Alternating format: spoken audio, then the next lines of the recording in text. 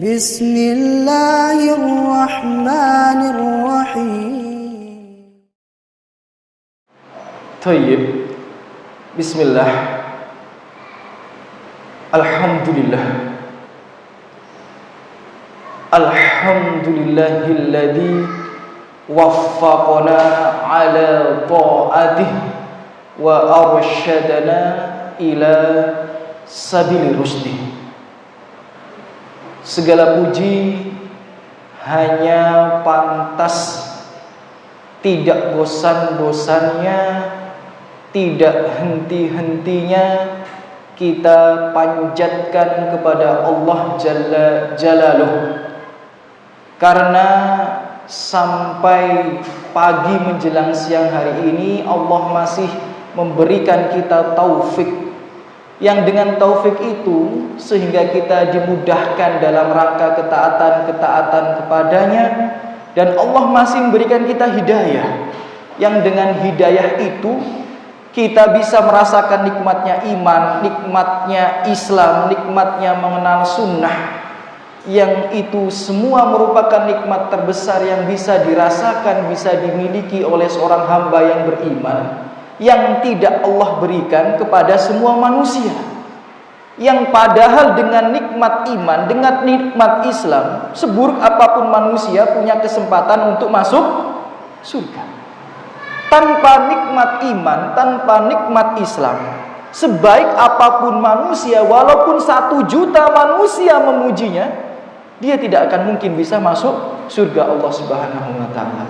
Dan tidak lupa kita bersolawat, Allahumma sholli wa sallim wa barik ala habibina al-Mustafa Rasulullah Muhammad bin Abdillah wa ala alihi wa ashabihi wa man tabi'ahum bil huda ila yaumil qiyamah, amma ba'd. Ikhwati fillah, Bapak Ibu rahimani wa rahimakumullah, kami ucapkan assalamualaikum warahmatullahi wabarakatuh. Semoga hadirnya kita di majelis ini Allah balas dengan sebaik-baiknya balasan. Allah angkat derajat kita dan menjadi sebab bergugurnya dosa-dosa kita di sisi Allah Subhanahu wa ta'ala. Amin ya rabbal alamin. Thayyib.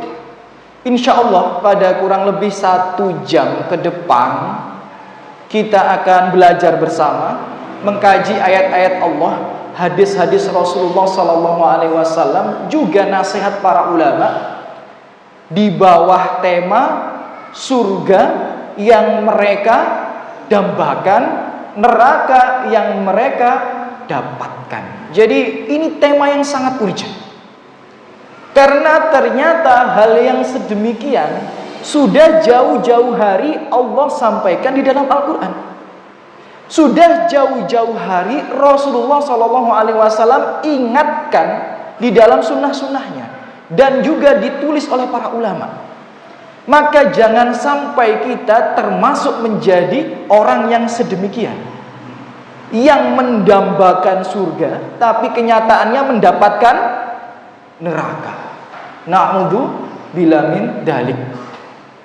Jadi Bapak Ibu, ikhwati fillah, saudara-saudariku rahimani wa rahimakumullah, surga yang mereka dambakan, neraka yang mereka dapatkan itu sendiri sebenarnya terinspirasi dari ayat Allah Subhanahu wa ta'ala di dalam Al-Quran. Ya, Allah yang menjelaskan sedemikian di dalam Al-Quranil Karim, bahwa ada manusia yang selama dia hidup dia mendambakan apa? Surga. Tapi ternyata ketika dia mati, nerakalah yang didapatkannya. Dan banyak dalil yang bisa menjadi penguat pernyataan tersebut. Salah satu di antaranya yang mungkin kita semua sudah hafal, anak-anak kita bahkan sudah hafal, cucu-cucu kita mungkin sudah hafal, di juz 30. Di surat apa? Ada orang yang mendambakan surga tapi yang didapatkan neraka. Di juz 30 surat apa? di surat Al-Ghasyiyah. Nah, saya rasa banyak di antara kita hafal surat Al-Ghasyiyah, apalagi sering dibaca imam ketika sholat Jumat, sering dibaca imam ketika sholat Id. Hafal kita surat Al-Ghasyiyah, anak-anak kita, cucu-cucu kita. Cuma yang disayangkan, banyak di antara kita tidak paham makna daripada surat Al-Ghasyiyah. Maka insya Allah pada kesempatan yang terbatas ini coba kita sedikit mengulik penafsiran daripada awal surat Al-Ghasyiyah. Di surat Al-Ghasyiyah, Bapak Ibu sekalian, rahimani wa rahimakumullah, Allah berfirman, a'udzu billahi minasyaitonir rajim. Bagaimana bunyi awal suratnya? Hal ataka hadithul ghasyiyah. Kita sudah hafal. Apakah kalian telah mendengar kabar tentang hari kiamat? Kemudian kelanjutannya apa? Wujuhui yauma idin khasyiah. Nanti di hari kiamat, Bapak Ibu, akan banyak wajah-wajah yang tertunduk terhina. Jadi ketika dibangkitkan, wajahnya itu tertunduk terhina dia. Sebagaimana kita tahu, manusia itu dibangkitkan sesuai dengan kadar iman dan amal soleh. Jika seseorang itu amal solehnya baik, imannya baik, maka dibangkitkan dalam keadaan bercahaya, gagah. Jika seseorang itu amalnya itu berantakan, imannya ancur-ancuran, maka dia dibangkitkan dalam keadaan gelap, pusuh, kusam. Bahkan dalam sebuah riwayat ada yang tidak memiliki wajah. Ada dalam sebuah riwayat bahkan dikatakan wajahnya saja tidak bisa diangkat. Jadi ketika dia berjalan itu wajahnya di tanah diseret sama dia. Jadi Bapak Ibu sekalian, semoga selalu dijaga rahmat Allah Subhanahu wa taala. Kita itu nanti ketika dibangkitkan paling tidak sudah bisa menerka-nerka kita ini akan selamat atau tidak. Paham maksudnya, Ji? Jadi kalau kita nanti sudah dibangkitkan, itu orang tuh bisa menerka-nerka dirinya ini. Dia dibangkitkan dalam keadaan seperti apa ini? Nah, jadi dia sudah mengira-ngira, oh sepertinya insya Allah saya selamat. Oh, naudzubillah, mungkin aku tidak akan pernah selamat. Karena dia udah tahu keadaannya dia. Nah, ternyata nanti di hari kiamat banyak wajah-wajah yang tertunduk terhina. Dia sudah bisa menerka bahwa masa depannya nanti di akhirat itu tidak akan baik. Apa kelanjutannya? Amilatun nasibah. Amilatun nasibah itu, Bapak Ibu, tafsir daripada ayat ini adalah mereka bersusah payah selama di dunia. Maksudnya mereka bersusah payah dalam beramal, bersusah payah dalam beribadah. Orang beramal, orang beribadah itu mengharapkan apa? Surga. Jadi Allah sendiri yang menceritakan bahwa ada orang yang tertunduk terhina di hari kiamat, padahal di dunia dia bersusah payah dalam beribadah, beramal. Tasla naron hamiyah. Bahkan kelanjutannya lebih tragis lagi. Sudah dia bersusah payah beribadah, mengharapkan surga, tapi taslanaron hamiyah, mereka ditarik dan dilemparkan, dimasukkan ke dalam neraka yang sangat panas. Hamiyah itu artinya neraka yang sangat panas, yang menyala-nyala. Padahal mereka di dunia sibuk beribadah. Ini salah satu dalil yang mendukung tema kajian kita pada pagi hari ini, bahwa ada mereka yang selama di dunia mendambakan surga, bahkan bersusah payah dengan ibadah, Tapi ternyata di akhirat yang didapatkan adalah neraka yang menyala dan sangat panas. Kami berikan dalil yang lain ya. Karena kan kalau satu dalil ini kurang mantep kayaknya ya. Dalil yang lainnya, firman Allah lagi, kita semua bahkan juga sudah hafal di akhir surat Al-Kahfi. Di akhir surat Al-Kahfi yang ayat 103, 104 itu Allah berfirman, "Qul hal nunabbiukum bil akhsarina a'mala." Katakanlah wahai Muhammad, apakah kalian ingin kami beritahukan siapa yang paling merugi nanti di akhirat? Kemudian Allah menjelaskan siapa yang paling merugi di akhirat. Siapa? Alladzina dhalla sa'yuhum fil hayatid dunya. Mereka itu sesat selama di dunia. Mereka itu menyimpang selama di dunia. Mereka itu tidak dianggap oleh Allah selama di dunia. Wa hum yahsabuna annahum yuhsinuna sun'a.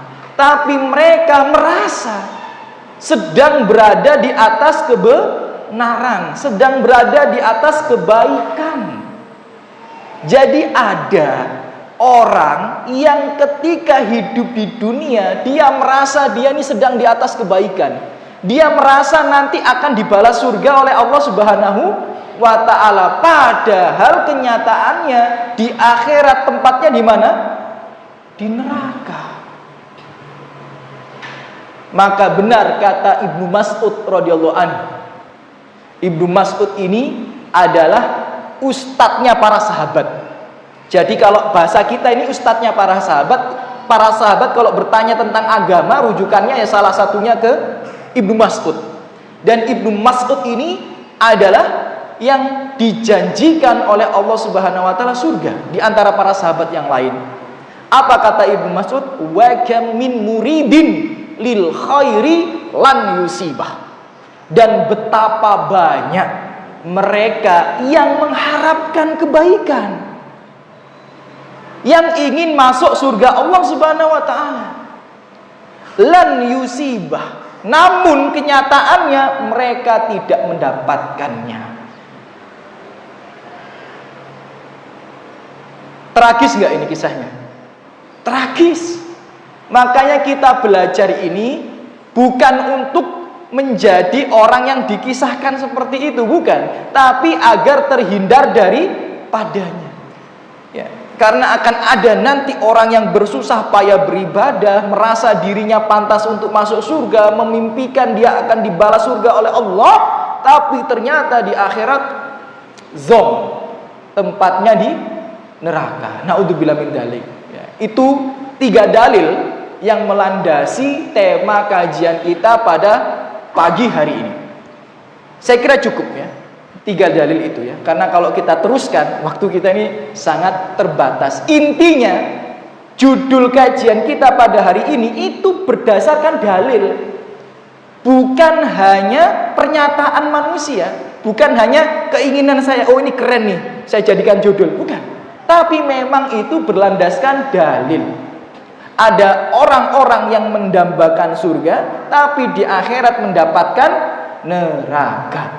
Ya, naudzubillah min dzalik. Itu kisah yang sangat tragis, makanya jangan sampai kita jatuh pada hal-hal yang seperti itu. Maka kata penyair adalah araftu syarri la li syarri. Aku itu belajar keburukan bukan untuk mengamalkan keburukan. Walakin litawakkihi, tapi aku belajar keburukan itu agar aku terhindar dari keburukan itu. Waman la ya'rifu syarr minal khairi, siapa yang tidak bisa membedakan mana yang buruk mana yang baik, yaqau fihi, dia akan jatuh ke dalamnya. Jadi ketika kita belajar riba bukan untuk mengamalkan riba. Ya. Kita belajar jenis-jenis talak bukan untuk mentalak istri, bukan. Tujuannya justru agar terhindar daripada hal yang sedemikian. Maka kita ini akan belajar contoh-contoh ya, poin-poin ya, kelompok-kelompok, golongan-golongan yang mereka itu mendambakan surga tapi neraka yang mereka dapatkan. Tujuannya supaya kita ini tidak termasuk dari antara salah satu daripadanya. Baik, Bapak Ibu sekalian yang semoga selalu dijaga dan dirahmati oleh Allah Subhanahu wa ta'ala. Nah, sekarang akan kita sebutkan siapa saja sih kelompok, golongan yang mereka itu mendambakan surga, tapi bukan surga yang mereka dapatkan, nerakalah yang mereka dapatkan. Jadi surga yang mereka dambakan, neraka yang mereka dapatkan. Siapa saja sih mereka ini? Akan kami berikan beberapa contoh. Yang pertama, ya, orang-orang yang termasuk dalam kategori surga yang mereka dambakan, neraka yang mereka dapatkan. Kelompok yang pertama atau golongan yang pertama adalah orang kafir dan pelaku kesyirikan. Jadi orang kafir dan pelaku kesyirikan itu, Bapak Ibu, dia sama sekali tidak akan pernah bisa mencicipi surga Allah Subhanahu wa ta'ala, nggak bisa. Ya. Jadi banyak, Bapak Ibu, orang-orang, ya, kafir atau pelaku kesyirikan itu sebenarnya jika ditanya, apakah kamu mengharapkan masuk surga? Jawabannya apa? Iya.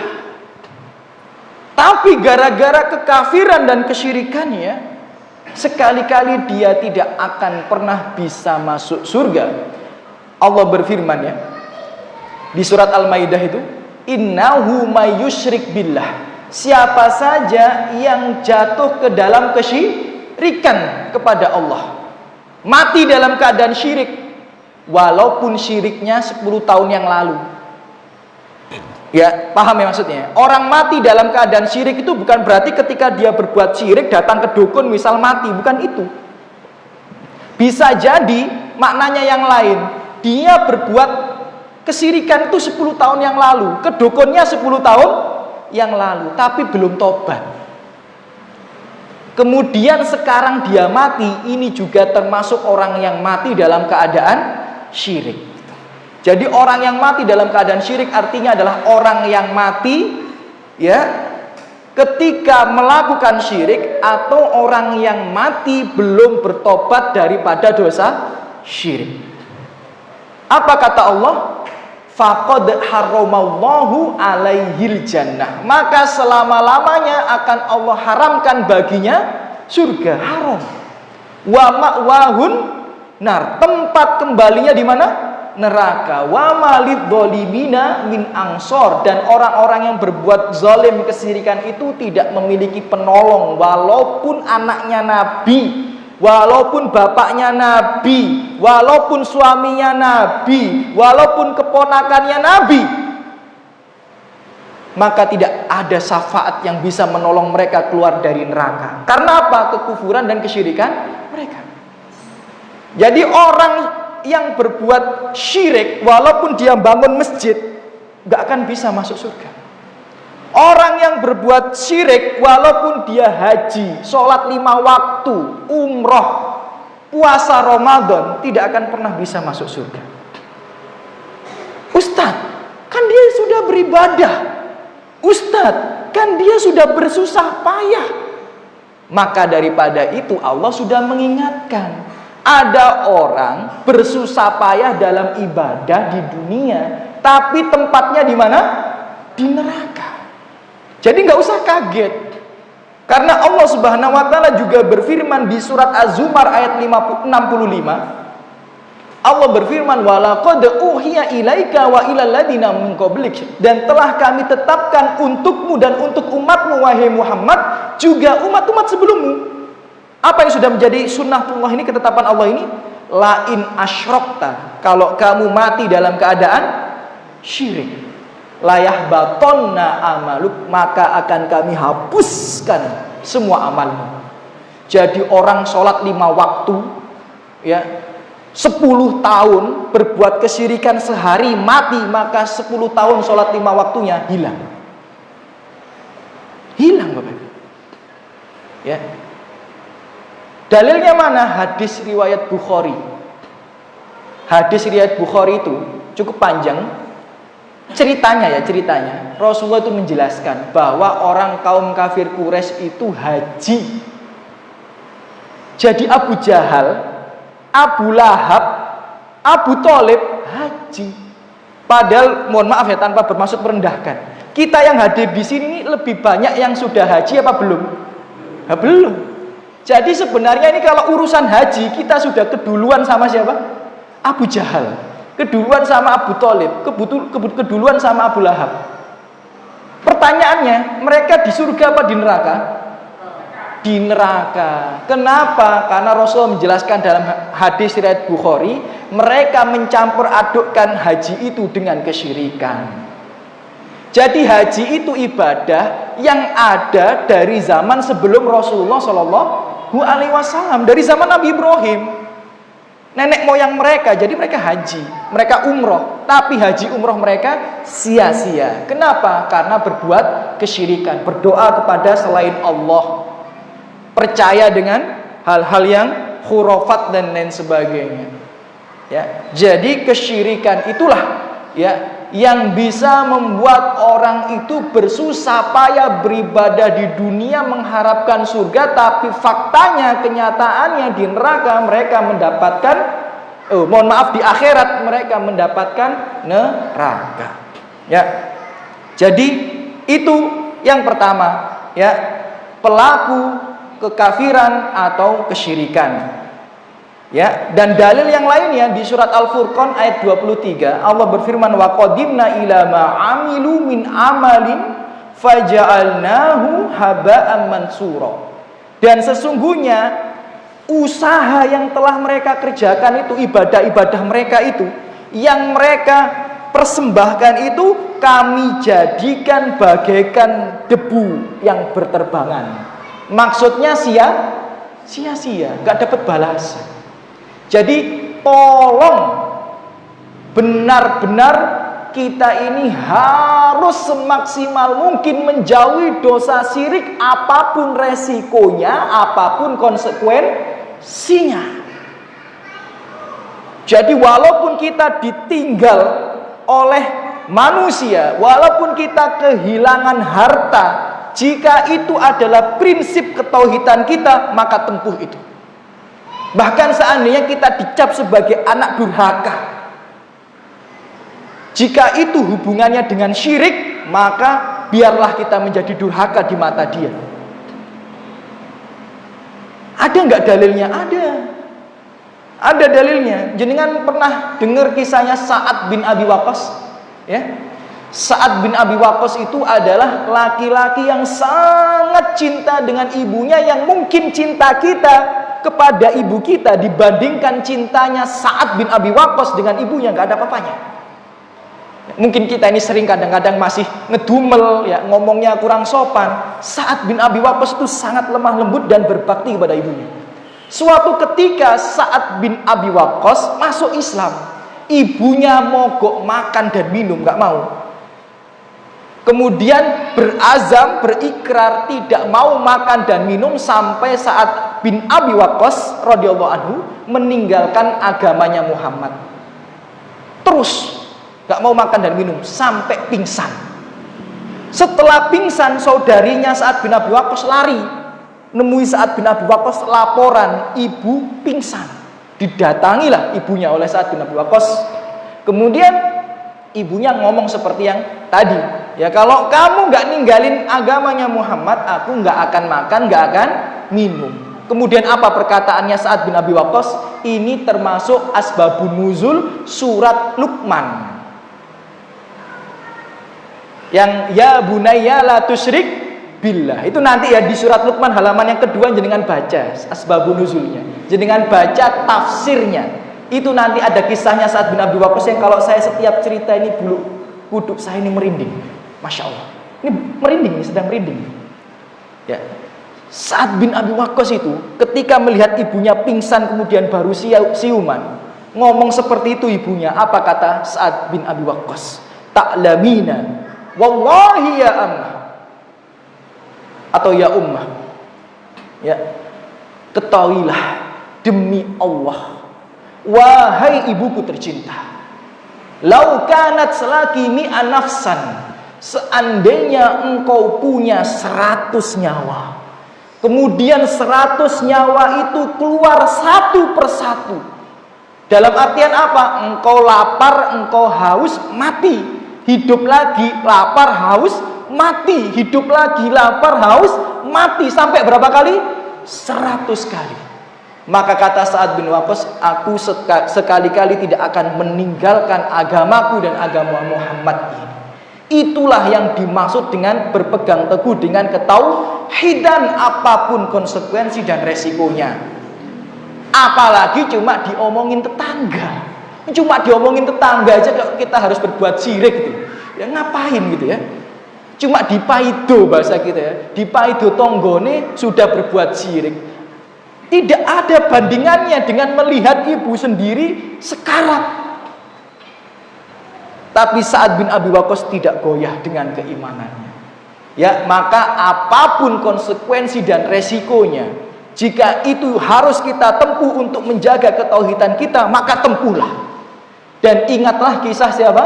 Sa'ad bin Abi Waqqas di tafsir surat Luqman halaman yang kedua itu. Nah, jadi golongan atau kelompok pertama, surga yang mereka dapatkan, surga yang mereka dambakan, neraka yang mereka dapatkan adalah pelaku kekafiran dan kesyirikan. Maka tolong jangan sampai berdoa kepada selain Allah, jangan sampai percaya dengan tatoyur, khurafat, tahayul, mau nikah saja sampai dihitung-hitung dulu tanggalnya, ya, sampai mau punya hajat aja ke dukun buat nahan hujannya, ya. Naudzubillah min dzalik. Naudzubillah min dzalik. Ya, memberikan sesembahan kepada selain Allah Subhanahu wa taala, tinggalkan seperti itu. Ya, apalagi kalau yang masih di desa-desa itu ya, masih ada ruwat desa, sedekah bumi, itu syirik semua itu. Tinggalkan. Apapun konsekuensinya dan resikonya. Bahkan mungkin resiko kita tidak sebesar resikonya Sa'ad bin Abi Waqqas. Ya, itu golongan yang pertama. Karena waktu kita terbatas. Thayyib. Golongan yang kedua, surga yang mereka dapat, surga yang mereka dambakan, neraka yang mereka dapatkan.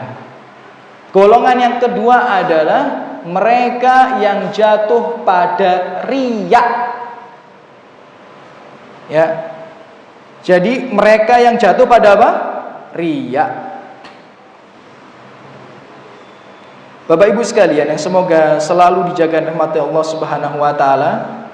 Kita tahu semua hadisnya, sering dibacakan oleh guru-guru kita, asatidzah kita. Hadisnya riwayat Muslim. Rasulullah mengatakan, "Inna awwalan nas yuqadha yaumal qiyamah." Orang-orang yang nanti pertama kali diadili di hari kiamat, diadili, ternyata bukan orang-orang kafir. Ada 3 golongan yang pertama kali diadili nanti di hari kiamat. Yang pertama, rajulun istushhida, orang yang mati di medan perang, berjihad, mati dia, didatangkan, kemudian ditanya oleh Allah Subhanahu wa taala, ya, ditanya oleh Allah Subhanahu wa taala, fama amilta fiha, apa yang sudah kamu kerjakan di dunia itu? Lalu apa jawabannya? Qataltu fika hatta istuhidtu, aku berjihad di jalanmu sampai aku mati syahid.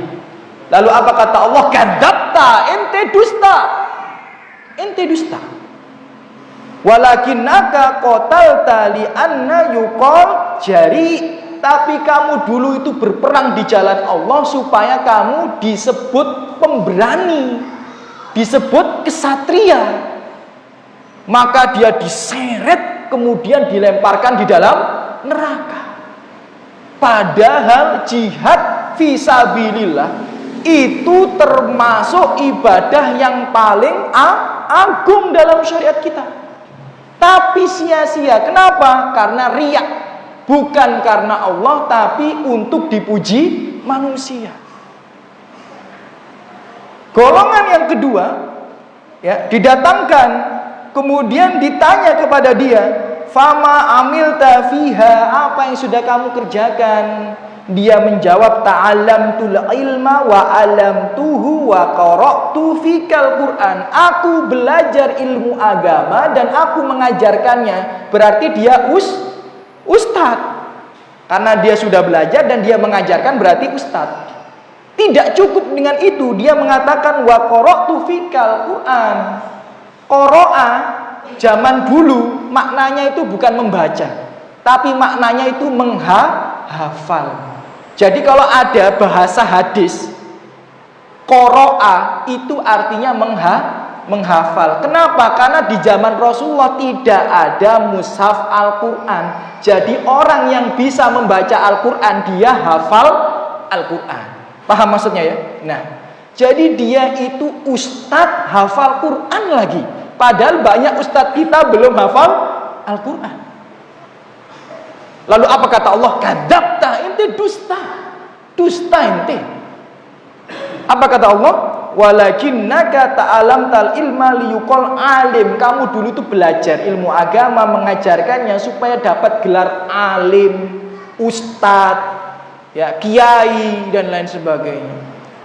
Kemudian wa qara'tal Qur'an liyuqal huwa qari, dan kamu dulu menghafal Al-Qur'an supaya kamu mendapatkan gelar hafid, penghafal Qur'an, hafid 30 juz dan lain sebagainya.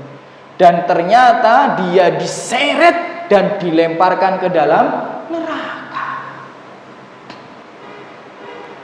Makanya kalau kita nitipkan anak kita di pondok pesantren, tolong niatkan yang benar supaya anak kita ini masuk surga. Bukan untuk dibangga-banggakan. Oh, anakku tuh udah hafid 30 juz dalam waktu 6 bulan. Tuh anakku sudah hafid 30 juz dalam waktu 1 tahun. Buat bangga-banggaan, buat sombong-sombongan. Dia lupa bahwa ada orang penghafal Quran, bahkan dia ustadz, tempatnya di mana? Neraka. Ada loh ya, bukan semua, enggak, ada gitu ya. Maka berhati-hatilah menata niat kita ini. Kemudian golongan yang ketiga juga ditanya, fama amilta fiha, apa yang sudah kamu kerjakan di dunia? Ya, kemudian dia menjawab, ya, bahwa ma taraktu min sabilin tuhibbu an yunfaqa fiha illa anfaqtu fiha laka. Tidak ada jalan infak fisabilillah kecuali aku ikut infak di dalamnya. Maksudnya apa? Ada infak pembangunan masjid, mungkin dia ikut. Ada infak pembangunan pondok pesantren, dia ikut. Ada infak untuk fakir miskin, dia ikut. Infak untuk yatim, dia ikut. Apapun jalan sedekah, dia ikut serta. Tapi dikatakan oleh Allah, kadzabta, ente dusta. Ya, dikatakan walakinnaka fa'alta liqal huwa jawad. Kamu dulu itu mengamalkan itu supaya kamu dapat gelar dermawan. Jazakallahu khairan. Ya, supaya mendapatkan gelar apa? Dermawan. Diseret, dilemparkan ke dalam neraka. Pertanyaannya, ya, orang berjihad di jalan Allah mati, capek napa mboten? Lu capek, wong jenengan macul dari pagi sampai siang wis sambatan sampai malam minta dipijitin sama istrinya, ya kan? Ini berjihad di jalan Allah. Saya tanya pada jenengan, orang belajar ilmu agama sampai mendapatkan gelar ustadz, berarti dia sudah bisa bahasa Arab, bisa baca kitab, ya kan? Hafal 30 juz Al-Quran, capek apa tidak? Capek. Tapi dia ada yang tempatnya di neraka. Orang menginfakkan semua hartanya fisabilillah, ini butuh perjuangan. Belum tentu kita bisa. Jika membuatkan, tapi tempatnya di neraka. Itu menunjukkan bahwa ada orang, sebagaimana di surat Al-Ghasyiyah itu, mereka itu bersusah payah dalam beribadah, tapi tidak dapat apa-apa. Tempatnya di mana? Di neraka. Bukan surga yang mereka dapatkan, tapi nerakalah yang mereka dapat. Ya. Kenapa? Karena tercampur dengan riya. Maka daripada itu imam itu selalu mengingatkan kadang dalam khutbahnya, ya ayyuhalladzina amanu taqullaha haqqa tuqatih. Coba belajar pelan-pelan. Wahai orang-orang yang beriman, bertakwalah kalian kepada Allah. Allah tidak berhenti di situ. Allah lanjutkan haqqa tuqati, dengan sebenar-benarnya takwa.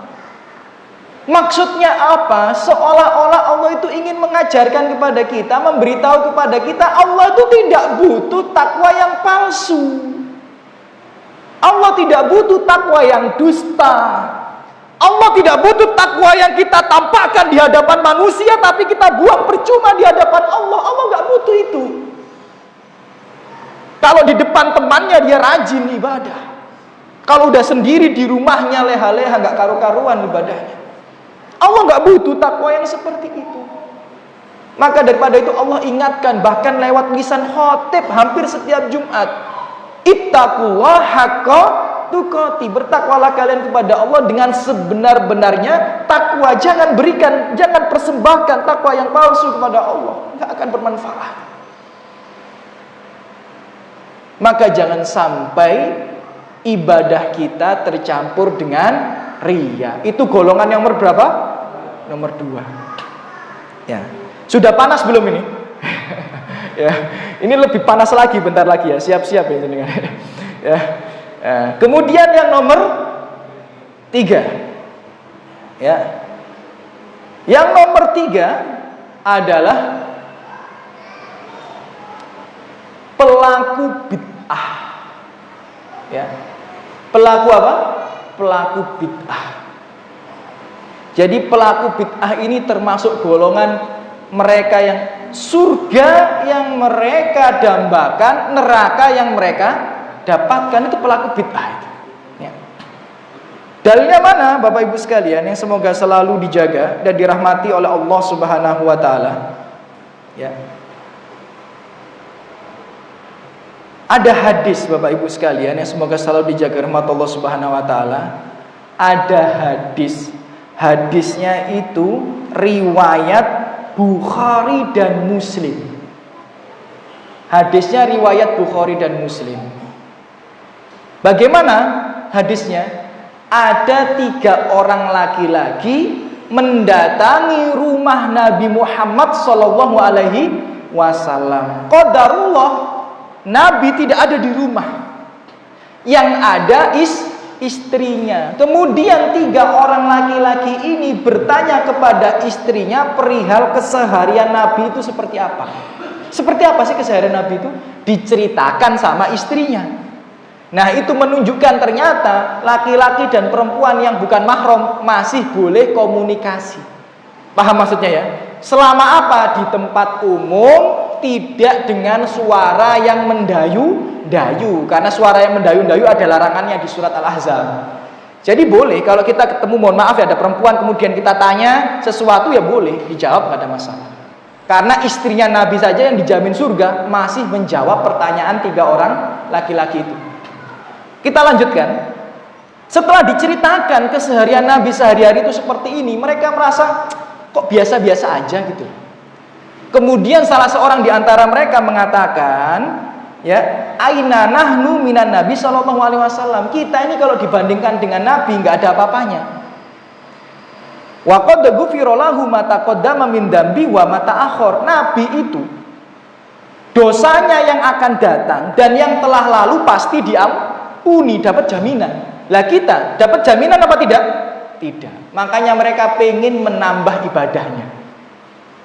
Kemudian salah seorang di antara mereka mengatakan, amma ana fa usolli laila abadan. Aku akan sholat malam terus-terusan. Sepanjang malam, dari isya sampai subuh sholat setiap hari. Kemudian salah satu di antaranya, wa ana asumud dahra abadan. Kalau aku akan puasa terus-terusan. Padahal puasa yang paling baik adalah puasa Daud, sehari puasa, sehari berbuka. Dia enggak, terus-terusan puasa. Kemudian yang satunya mengatakan, amma ana wa ana a'tazilun nisa. Kalau aku akan menjauhi wanita. fala atazawwaj, tidak akan menikah. Kemudian berita ini terdengar ke telinga Nabi Muhammad SAW. Orang-orang itu dikumpulkan, Nabi naik mimbar, kemudian berkhutbah dengan wajah yang merah dan marah. Apa kata Rasulullah? Antumul ladzi qultum kada wa kada. Kalian yang mengatakan seperti ini. Amma wallahi inni la akhsyakum lillahi wa atqakum lahu. Sesungguhnya aku ini adalah orang yang paling takut kepada Allah di antara kalian. Dan aku adalah orang yang paling bertakwa kepada Allah di antara kalian. Walakin tapi aku asum wa uftir. Aku ini puasa tapi juga berbuka, tidak puasa tiap hari. Wa usolli wa arkut. Aku ini juga sholat malam tapi juga istirahat, tidak sholat malam terus-terusan. Bahkan dalam hadis riwayat Bukhari ada orang habis sholat isya, sholat-sholatan terus, sholat sunnah, zikir terus, diusir sama Nabi. Hadis riwayat Bukhari. Dia mengatakan, wa inna li zaujuki alaika haqqun. Sesungguhnya bagi istrimu itu punya hak padamu yang harus kau tunaikan. Tidak boleh ibadah terus, istri ditelantarkan sampai diusir. Ya, itu menunjukkan bahwa Nabi itu ya memang ada waktunya sholat, ada waktunya istirahat, gaul dengan istri dan lain sebagainya. Ya, kemudian Rasulullah mengatakan wa atazawwajun nisa, dan aku menikahi perempuan. Faman rogiba an sunnati falaysa minni. Siapa yang tidak suka dengan sunnahku falaysa minni, maka bukan golonganku.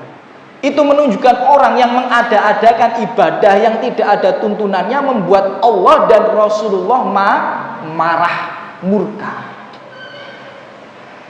Dan jelas hadisnya riwayat Muslim, man amila amalan laisa alaihi amruna fahuwa raddun. Siapa yang mengerjakan suatu amal ibadah tidak ada tuntunannya dari kami, fahuwa raddun, maka dia akan tertolak.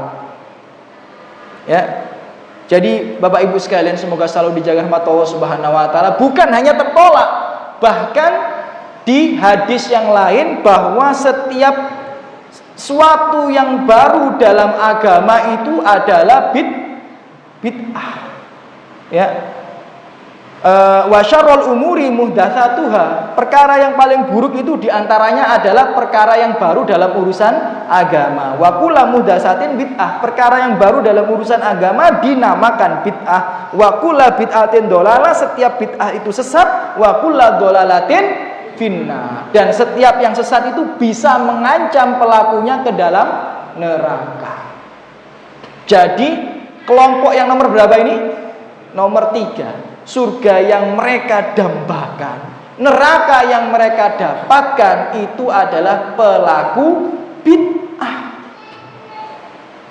Mereka capek beribadah sia-sia, bahkan diancam dengan neraka. Ya. Maka hati-hati Bapak Ibu sekalian, yang semoga selalu dijaga dan dirahmati oleh Allah Subhanahu wa taala. Ya, hati-hati. Kenapa? Ya, karena itu.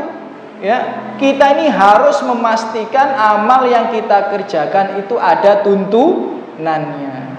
Karena kalau kita tambah tidak ada tuntunannya, sia-sia. Bukan hanya sia-sia, diancam neraka. Cocok dengan surat Al-Ghasyiyah tadi. Mereka bersusah payah beribadah di dunia, tapi tidak dapat apa-apa. Tasla naron hamiyah. Bahkan mereka di akhirat dimasukkan ke dalam neraka yang sangat panas sekali. Na'udzubillah min dzalik. Kita masuk golongan yang keempat. Nah, ini agak nyentil sedikit yang nomor 4 ini. Yang nomor 4 adalah mereka yang jahil dalam urusan agama. Mereka yang jahil dalam urusan agama. Bapak Ibu sekalian yang semoga selalu dijaga dan dirahmati oleh Allah Subhanahu wa taala. Asal jenengan tahu, ada orang nanti di hari kiamat itu diadab di neraka bukan karena sengaja berbuat maksiat. Saya ulang sekali lagi. Nanti di hari kiamat ada orang itu diadab di dalam neraka bukan karena sengaja berbuat maksiat, bukan. Tapi karena dia tidak tahu bahwa itu adalah maksiat. Karena kejahilannya. Karena kebodohannya. Karena tidak mau menuntut ilmu agama. Tidak mau hadir di majelis ilmu. Padahal Rasul bersabda tolabul ilm faridotun ala kulli muslim. Menuntut ilmu agama itu wajib atas setiap muslim. Wajib itu kalau dikerjakan dapat pahala. Wajib itu jika ditinggalkan maka dihukumi dosa. Sholat wajib kita kerjakan dapat pahala? Dapat. Sholat wajib kita tinggalkan dosa apa tidak? Dosa. Maka menuntut ilmu agama juga sedemikian. Tapi bukan semua ilmu agama. Karena disiplin ilmu agama ini begitu banyak. Yang dimaksud adalah dasar-dasarnya saja, pokok-pokoknya saja. Misal toharoh, misal sholat, misal terkait tauhid, bahaya syirik, akidah dan sebagainya. Jika bahasa Arab tidak wajib dipelajari, menghafal Al-Quran 30 juz tidak wajib juga. Itu yang wajib bagi ustadz-ustadz. Jika jenengan bukan ustadz, ya yang paling penting skala prioritas, pelajari yang paling penting dulu, baru setelahnya. Dalilnya mana ada orang bodoh dimasukkan ke dalam neraka? Karena kita tidak boleh berbicara agama tanpa dalil, nggak boleh, harus berlandaskan dalil. Dalilnya kita semua sudah hafal, bahkan anak-anak kita sudah hafal. Hadis riwayat Bukhari dan Muslim, Rasulullah bersabda, "Wailul lil aqabi minannar." Ada tumit kaki yang nanti dibakar di neraka. Para sahabat bertanya, "Kenapa?" Ternyata selama di dunia ketika dia wudu, tumit kakinya tidak dibasuh. Padahal kaki ini ketika wudhu wajib dibasuh sampai mana? Sampai mata kaki. Karena tidak dibasuh semuanya, sah apa tidak wudhunya? Tidak. Sholatnya sah apa tidak? Ya tidak. La tuqbalu sholat, tidak mungkin sholat itu diterima bigoiri tohurin, kecuali dalam keadaan suci, tanpa ada kesucian, nggak mungkin diterima. Jadi kalau wudhunya nggak sah, sholatnya pasti tidak sah. Ini dalil menunjukkan bahwa orang ini gara-gara bodoh dalam urusan agama masuk neraka. Padahal harusnya orang yang berwudhu itu orang yang baik apa tidak? Saya tanya nih, logika kita nih ya, orang yang berwudu ini orang yang baik apa tidak? Ya baik. Kalau nggak baik ngapain dia berwudu? Yang nggak wudu ya nggak sholat. Yang wudu biasanya dia sholat. Tapi ternyata kebaikannya, niat baiknya tidak bisa mengantarnya ke surga Allah. Surga yang mereka dambakan, tapi neraka yang mereka dapatkan. Kenapa? Karena mereka jahil dalam urusan agamanya. Jadi hati-hati, karena ada orang yang jahil dalam urusan agama, akhirnya masuk neraka, jatuh ke dalam kemaksiatan bukan karena sengaja, tapi karena tidak tahu itu adalah maksiat. Saya berikan contoh yang lain, ya. Saya berikan contoh yang lain. Misal, Bapak Ibu sekalian yang semoga selalu dijaga dan dirahmati oleh Allah Subhanahu wa taala. Seorang anak, bapaknya, ibunya, orang tuanya lah sakarot, kemudian berwasiat menunaikan wasiat orang tua. Itu anak yang berbakti apa anak yang durhaka? Ya berbakti. Bahkan sebagai anak ini, kita ini berusaha semaksimal mungkin mengamalkan, menunaikan wasiat orang tua. Tapi karena dia tidak belajar, bisa jadi orang tuanya dosa, anaknya juga dosa. bahkan bisa jadi jatuh pada dosa besar. Saya berikan contoh, ya.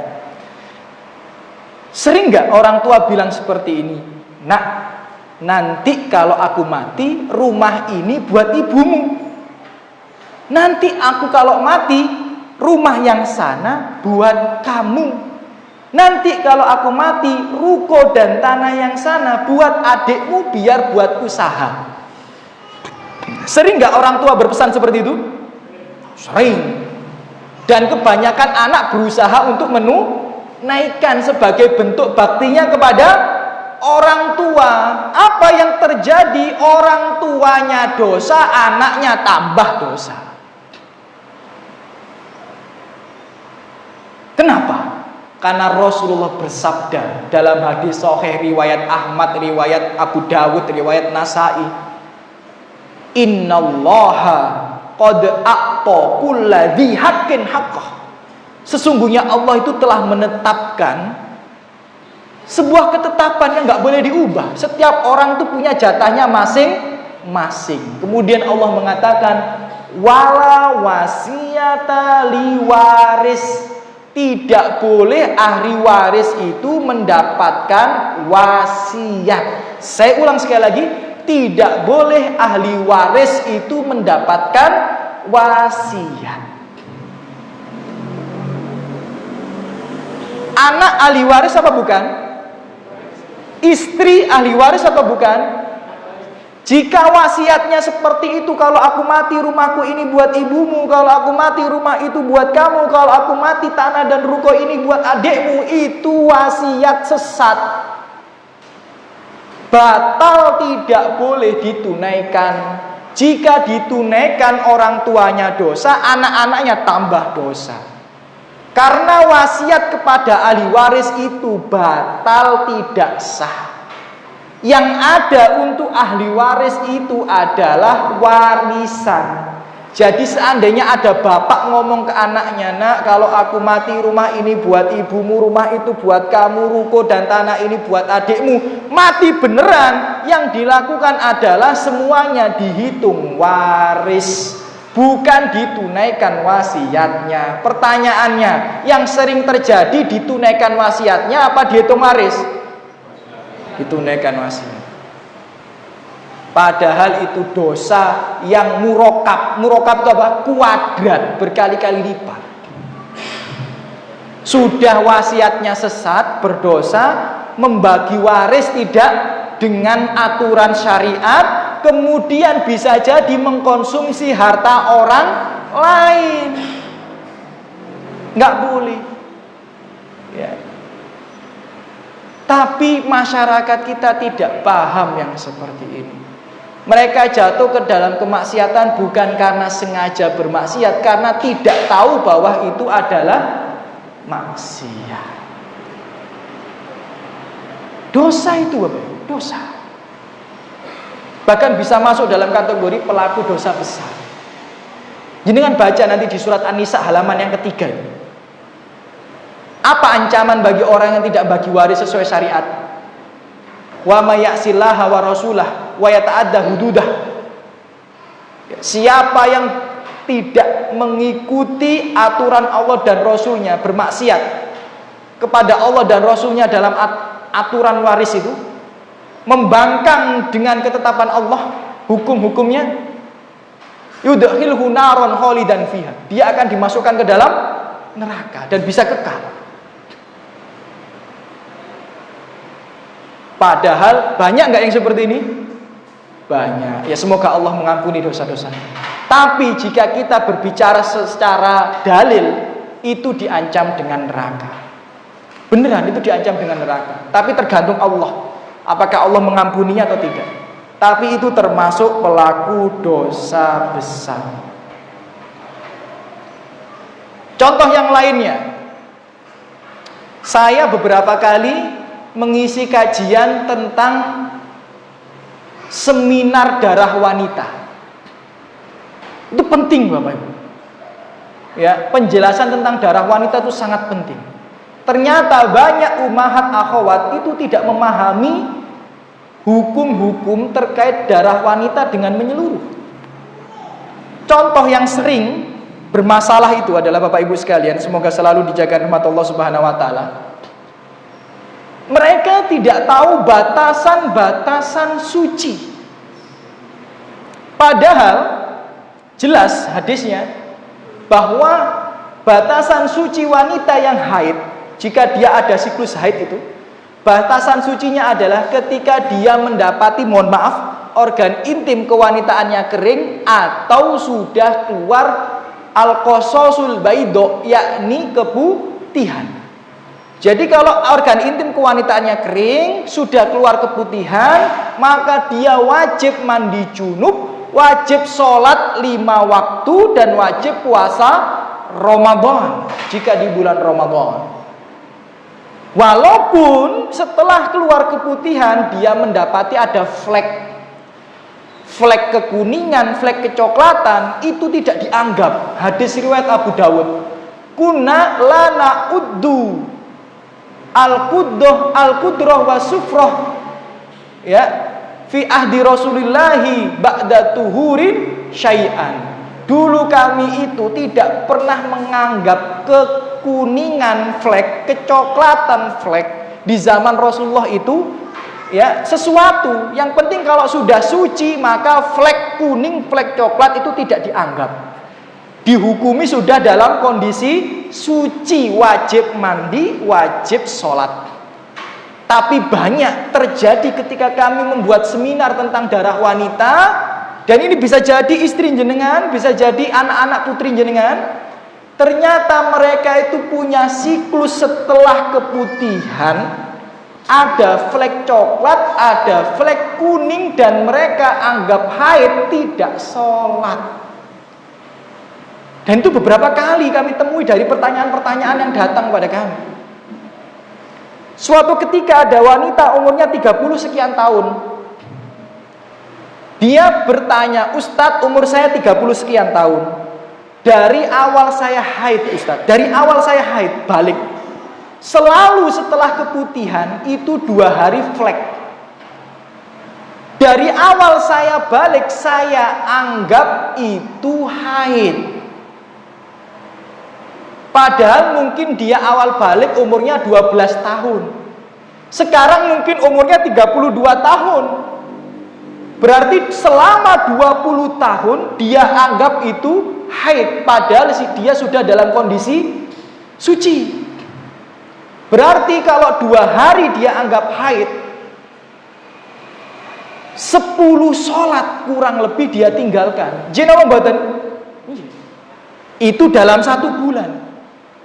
Dalam 1 tahun berapa sholat? 120. 20 tahun, karena sekarang umurnya 32 misal. 2400 sholat. Ditinggalkan apakah karena dia males sholat? Tidak. Yang tanya cadaran Bapak Ibu. Ngaji sampun ngaji. Ngaji yang lain, bukan bab toharoh maksudnya, ya. 2400 sholat ditinggalkan bukan karena males, tapi karena tidak tahu, karena kejahilan. Pertanyaan, yang dosa siapa? Yang dosa ya dia dosa, karena nggak belajar. Yang dosa siapa? Orang tuanya dosa, karena nggak ngajarin. Yang dosa siapa lagi? Suaminya yang dosa, karena nggak ngajarin. Kan jelas ayatnya, ku anfusakum wa ahlikum naro. Jagalah dirimu dan keluargamu dari siksa api neraka. Apa tafsirnya dari Ali bin Abi Thalib radhiyallahu anhu? Alimuhum wa adibuhum. Ajari mereka urusan agama dan ajari mereka adab dan akhlak yang baik. Itu tafsirnya Ali daripada ayat ini. Jadi kita sebagai orang tua, kita sebagai seorang suami, jika ada istri kita jatuh dalam kemaksiatan karena kebodohan, karena kejahilan, kita ikutan dosa. Bayangkan, saya tanya pada jenengan, dosa terbesar nomor 2 setelah kesyirikan itu apa? Meninggalkan sholat. Ijma ulama seluruh dunia. Dosa nomor 2 setelah kesyirikan itu adalah meninggalkan sholat. Bayangkan dia jatuh dalam dosa besar 2400 kali. Bukan karena sengaja, tapi karena jahil dalam urusan agama. Apakah itu diampuni oleh Allah? Ya tidak tahu. Kan orang yang jahil dalam urusan agama itu apakah diampuni atau tidak, kan kita tidak tahu. Kemungkinan bisa diampuni, kemungkinan bisa tidak. Buktinya orang itu yang tidak tahu tata cara wudhu yang benar masuk neraka apa tidak? Masuk neraka dia. Maka penting untuk belajar, khususnya dalam perkara-perkara yang wajib untuk dipelajari. Kan ilmu agama ini bisa dibagi menjadi 2, Bapak Ibu. Ilmu agama ini ada yang hukumnya fardu ain, setiap kita wajib belajar. Ada yang hukumnya fardu kifayah, maksudnya cukup ustadz aja yang belajar. Karena jenengan kalau sudah ke pasar belajar ilmu agama ngeluh, ya, wis nang pasar wis dodolan, suruh ngafal mufrodat bahasa Arab, gak apal-apal wis, ya. Susah, ya. Terus bagaimana? Ya yang penting yang ilmu fardu ain harus dipelajari. Contoh apa? Toharoh, sholat, tauhid, akidah, bahaya syirik dan lain sebagainya. Ya, itu wajib dipelajari. Ya, sholat juga. Misal nih kita dapati banyak orang-orang sholat, ya kan? Banyak orang sholat ini ketika dia masbuk itu langsung Allahu Akbar ngikuti imam. Ya apa tidak? Imamnya rukuk dia Allahu Akbar langsung rukuk. Imamnya sujud dia Allahu Akbar langsung sujud. Itu nggak sah sholatnya. Makanya penting belajar. Ya, paling tidak syarat-syarat sah sholat itu apa? Rukun-rukun sholat itu apa? Wajib-wajib sholat itu apa? Sunnah-sunnah dan pembatal-pembatalnya. Ini 5 ini dipelajari, wajib itu, fardu ain. Kenapa? Karena takbiratul ihram itu rukun sholat.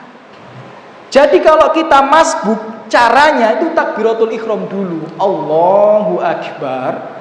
Baru setelah itu Allahu Akbar ngikutin gerakan imam. Namanya takbir intikal, takbir perpindahan.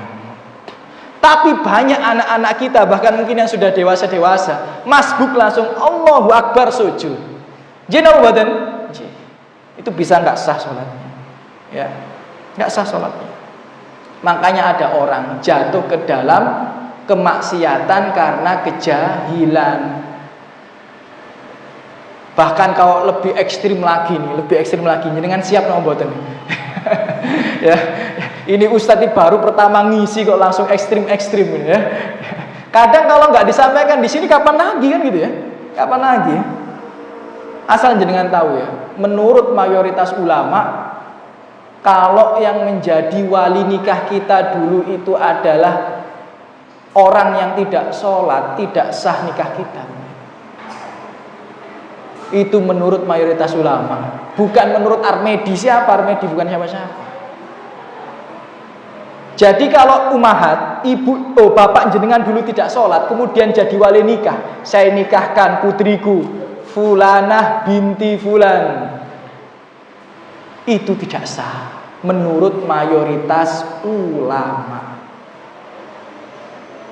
Yang mengatakan sah cuma madhab Maliki saja, mayoritas tidak sah. Madhab Hambali ulama Saudi tidak sah. Kenapa? Karena orang yang beda agama tidak boleh menjadi wali nikah. Dan menurut madhab Hambali dan ulama-ulama Saudi, orang yang tidak sholat itu kafir. Dalilnya apa?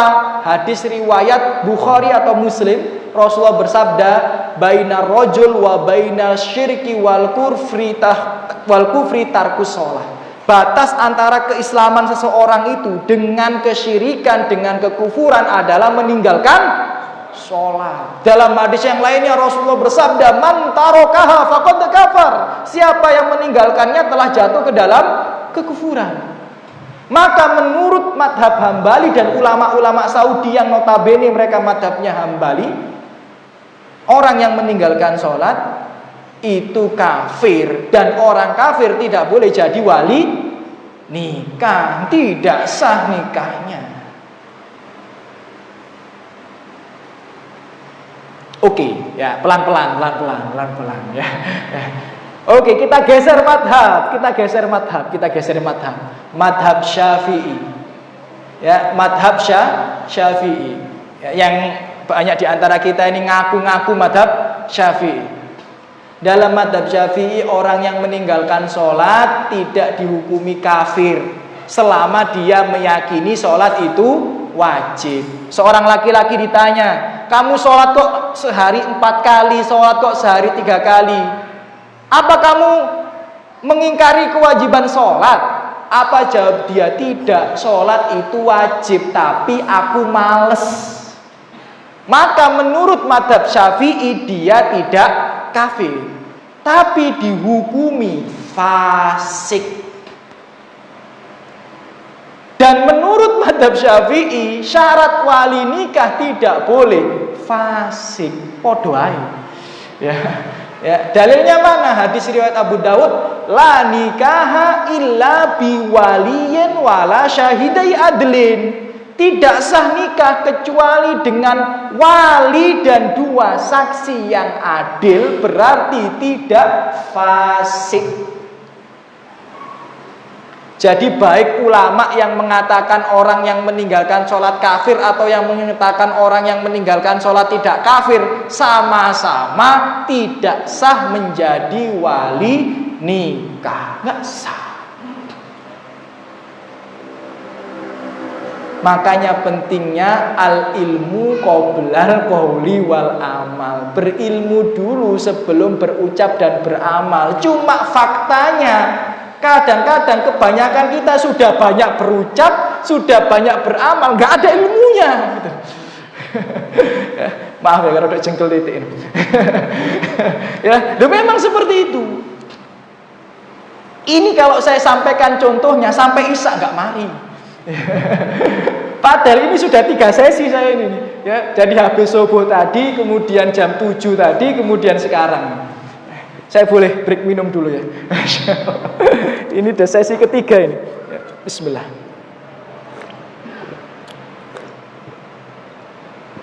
Masya Allah. Ya, jadi Bapak Ibu sekalian, bahaya kalau kita beribadah tidak dibekali dengan ilmu. Ya, nanti bisa jadi kita ini masuk tadi surga yang mereka dambakan, neraka yang mereka dapatkan. Orang nikah itu pengennya surga napa mboten? Surga dunia akhirat malah jare ini. Ya, orang nikah itu kan pengen dapat surga dunia akhirat istilahnya kan gitu ya. Ya. Tapi bisa jadi malah dapat neraka dunia akhirat. Kenapa? Karena jahil dalam urusan agama. Penting untuk belajar.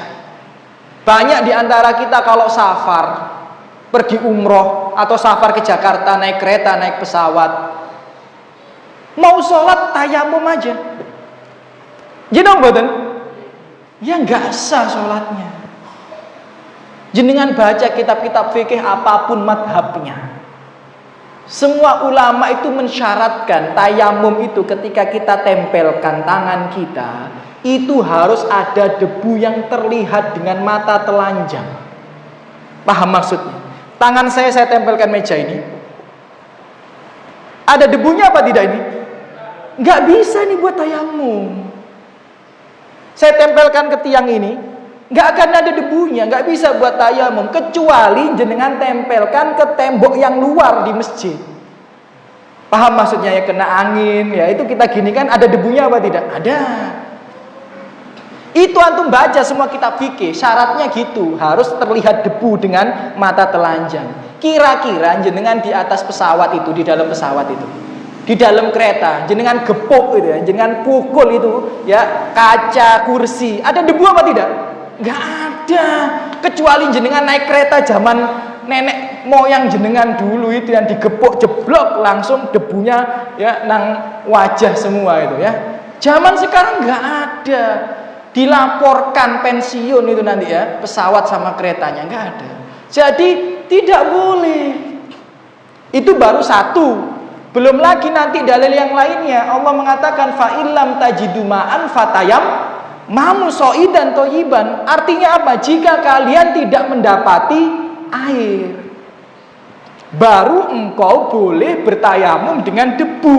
Itu pun debunya kalau ada. Pertanyaannya, di dalam kereta ada air apa tidak? Jangankan buat wudu, buat mandi junub lo bisa. Mandi junub 3 kali lo bisa kita di kereta gitu ya. Mohon maaf ya kalau bahasanya ya. Jadi mandi junub di kereta itu bisa kita ini, apalagi cuma sekedar berwudu. Makanya kita ini manasik umroh itu kita ajari bagaimana jamaah berwudu dengan 5 tutup botol air minum. Bisa nggak bisa? Wudu itu yang wajib sekali, lebih dari sekali hukumnya sunnah.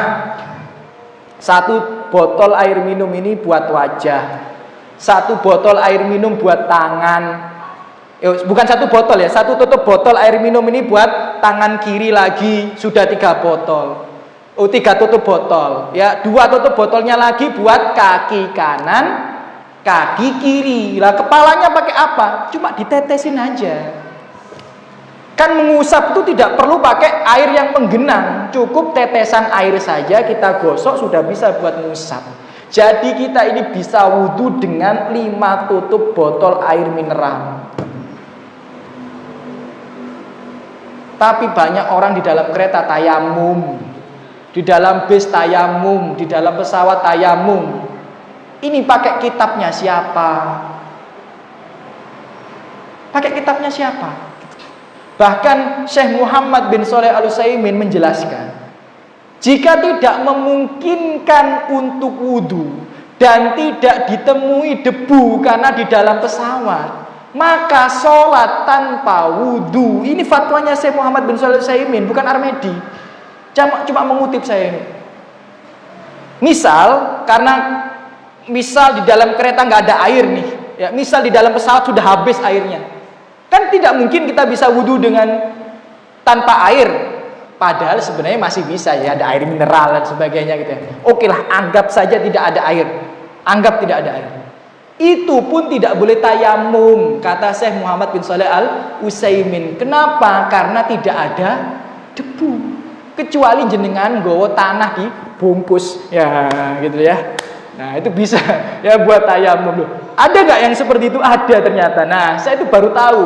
Ternyata ada bantal umroh dan haji. Nah, jenengan kalau penasaran nanti googling bantal umroh dan haji. Apa itu? Ternyata bantalnya isinya debu.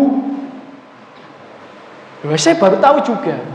Tujuannya apa? Digepuk, buk, ada debunya. Nah, itu buat tayamum. Ono sampai segitunya. Ya, ini beneran ini. Nanti kalau nggak percaya nanti googling bantal tayamum untuk umroh dan haji, keluar itu. Ya. Nah, berarti dia paling tidak lumayan paham fikih. Ya, daripada yang lain-lain langsung ya tayamum ke kursi dan kaca-kaca pesawat itu. Ini kalau diteruskan sampai isya nggak habis ini ya. Ya, contoh-contoh orang yang beribadah tanpa ilmu, yang bisa membuat ibadahnya tidak sah dan diancam dengan neraka. Hati-hati ya. Jadi orang yang jahil dalam urusan agama itu diancam neraka. Maka daripada itu Bapak Ibu sekalian, semoga selalu dijaga dan dirahmati oleh Allah Subhanahu wa taala ya. Allah itu berfirman, ya'lamuna dhahiran minal hayati dunya wa hum anil akhirati hum ghafilun. Artinya apa? Ada orang-orang yang diancam di neraka. Ciri-cirinya apa? Mereka dalam urusan dunia pinter. Paham maksudnya? Kalau disuruh bangun masjid, bangun rumah, cerdas dia. Disuruh ngobati orang sakit, cerdas dia. ya, disuruh jualan cerdas dia, disuruh bisnis cerdas dia, disuruh bikin masakan cerdas dia. Tapi dalam urusan akhirat dia bodoh, lalai. Ini diancam oleh Allah dengan neraka. Bahkan dalam hadis yang lainnya, kalau nggak salah riwayat Hakim, Rasulullah bersabda, innallaha yubghid, Allah itu murka kepada siapa? Alimin bid dunya, orang yang pinter urusan dunia, jahilin bil akhirah, tapi bodoh dalam urusan akhirat, dalam urusan agama. Makanya belajar, dan belajar itu harus sesuai dengan skala prioritas. Ingat itu baik-baik, karena terkadang kita itu, kalau boleh saya analogikan ya, belajar matematika, sudah belajar akal-akalan, sin kos tangen, ya KP, KFPB, tapi tambah-tambahan, kali-kalian, nggak bisa, ini repot ini. Kan belajar itu harus sesuai dengan skala prioritas. Mana yang paling utama dulu, baru setelahnya, baru setelahnya. Makanya kalau kita belajar kitab fikih, yang pertama dibahas apa? Toharoh, karena itu yang paling utama. Setelahnya apa? Sholat, itu yang paling utama. Ini sudah bahas bab jihad, ya. Sholat keteteran gak karu-karuan, toharoh aja gak paham, sudah bahas bab jihad, ya, sudah bahas ya bab poligami, ya, sudah bahas bab ini. Loh, toharohnya ini mana? Ya, gitu loh. Ya. Fikih sholatnya mana? Saya tanya ke jenengan, mohon maaf ya, tanpa bermaksud merendahkan ini ya. Ya, ini kita anggap teman sendirilah ya. Syarat sah sholat ada berapa? Syarat sah sholat ada berapa? Yang satu saja tidak terpenuhi, sholat kita tidak sah. Ada berapa? 9. Wah, ada 9 syarat sah sholat itu. Rukun sholat ada berapa? 14. Ada yang mengatakan 13, ada yang mengatakan 14. Wajib sholat ada berapa? Ada 8. Nah, ini belum pembatal sholat. Ini wis bahas masalah syarat dan rukun poligami, mas. Yang syarat dan rukun sholat nggak tahu gitu loh. Bahas syarat dan rukun poligami bareng gitu ya, ya boleh gitu. Tapi namanya kan belajar itu harus sesuai dengan skala prioritas. Ingat nggak hadis Rasulullah itu dengan Mu'ad bin Jabal ketika mau diutus ke Yaman, ya kan? Apa kata Rasulullah? Falyakun awwalu ma tad'uhum ilaihi ay wahidallah ta'ala. Wahai Mu'ad, kalau kamu mau mendakwai mereka, yang pertama kali kamu ajarkan, kamu dakwahkan kepada mereka adalah agar mereka mentauhidkan Allah. Itu dulu. Jadi yang pertama kita pelajari itu adalah perkara tauhid. Kemudian Rasulullah mengatakan, fa'in arafu lidalik, atau fa'inhum atau ulaka lidalik, banyak kalimatnya hampir sama maknanya. Ketika mereka sudah paham tauhid, sudah mengamalkan tauhid, fa'arifhum, atau dalam riwayat yang lain fa'akhbirhum, beritahukan kepada mereka, ajarkan kepada mereka bahwa Allah mewajibkan kepada mereka sholat 5 waktu dalam sehari semalam. Baru setelah itu apa? Kewajiban zakat. Baru setelahnya. Itulah belajar ilmu agama. Jadi sesuai dengan skala prioritas. Pelajari tauhid, pelajari toharoh, pelajari sholat, pelajari zakat. Saya pernah ketemu orang, tidak satu, tapi beberapa orang, kaya raya. Kalau dikatakan dermawan, wis susah gambarinnya, sangat dermawan. Bangun masjid ikut bangun, bangun pondok ikut bangun. Orang buka puasa nyumbang, orang membutuhkan sumbang. Tapi nggak zakat. Kenapa? Karena alasannya nggak bisa ngitung, bingung Ustaz. kakean bae duite, gak ngerti saya. Mungkin kebanyakan bisnis, kebanyakan duit, dia tidak bisa ngitung. Akhirnya dia cuma sedekah saja. Itu dosa besar. Karena sedekah ya sedekah, zakat ya zakat. Dan yang diwajibkan itu apa? Zakat. Sedekah nggak wajib. Kita nyumbang masjid itu dibangun, wajib atau tidak? Nggak wajib. Tapi pahalanya sangat luar biasa, tapi tidak wajib. Tapi jenengan tidak menunaikan zakat, kata Abu Bakar, seperti orang yang meninggalkan sholat. Wih, ini sudah mau 10:30 ini. Cukuplah gitu. Nanti kenemenen nanti gak datang lagi nanti. Ya. Intinya banyak orang yang jahil dalam urusan agamanya. Dan ini bisa jadi diancam dengan adab neraka. Dan yang terakhir, surga yang mereka dambakan, neraka yang mereka dapatkan adalah mereka yang salah dalam memilih guru. Orang itu hijrah, bagus apa tidak? Bagus. Tapi kalau hijrah milih guru yang salah, bukan positif, malah jadinya negatif. Dalilnya jelas.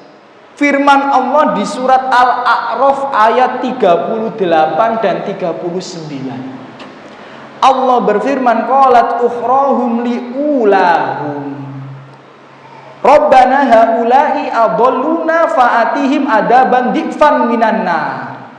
Jadi orang masuk neraka itu kan kloter-kloteran ya. Paham maksudnya?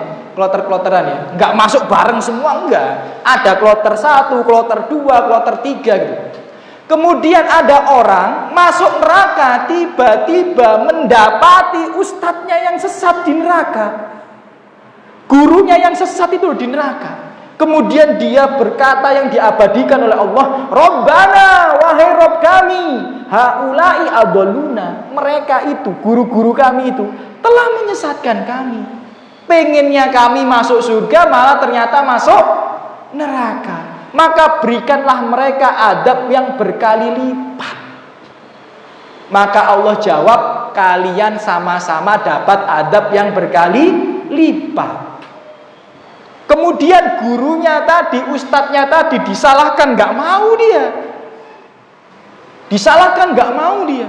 Akhirnya dia mengatakan, wa qalat ulahum li ukhrahum. Ustadz yang ngomong ke muridnya tadi yang masuk neraka belakangan, fama kana lakum alaina min fadl. Saya sama kamu tuh sama aja.